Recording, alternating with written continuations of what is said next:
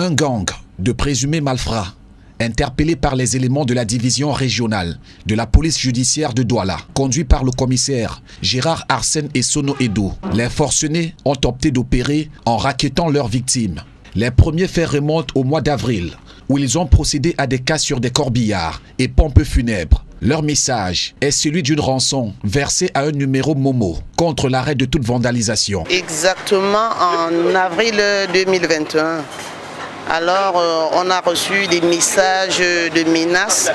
Ils demandaient des rançons et des fortes sommes à partir de 250 000, 500 000, disant que s'ils ne reçoivent pas ce montant, ils vont brûler des magasins, ils vont casser des voitures. Quelques semaines plus tard, ces mêmes malfaiteurs s'attaquent au parc automobile d'occasion, situé à l'hôtel Lundé, avec le même mode opératoire. Nous avons été saisis d'un certain nombre de plaintes des sociétés commerciales, beaucoup plus faisant dans la location de véhicules, dénonçant des actes de vandalisme perpétrés sur leurs véhicules.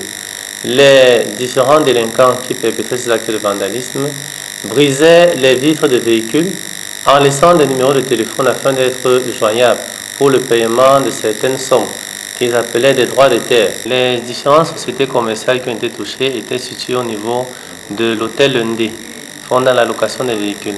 Nous avons aussi eu des plaintes du côté de l'hôpital à Kentini concernant des propriétaires d'entreprises de location de corbillards. Pendant près de 2 mois, ces brigands ont semé la terreur dans ces zones, ce qui a entraîné des pertes énormes chez ces opérateurs économiques. Grâce à la témérité des commerçants, aucune rançon ne sera versée. Il faudra la franche collaboration des opérateurs des activités concernées et les forces de maintien de l'ordre pour mettre le grappin sur les présumés auteurs. Je peux que demander à M. le délégué régional de la Sûreté nationale pour le littoral de sensibiliser ses agents, de les encourager encore plus pour être promptes sur le terrain et être efficaces dans les actions.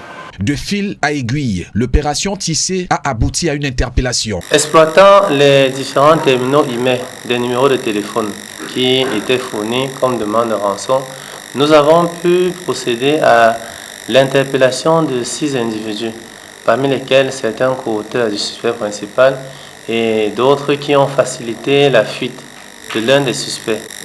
Jusqu'à présent, nous n'avons pas reçu de victimes ayant versé des montants. Justement, tous ceux qui ont porté plainte, c'était par rapport au fait que, refusant de payer, les casses ont continué.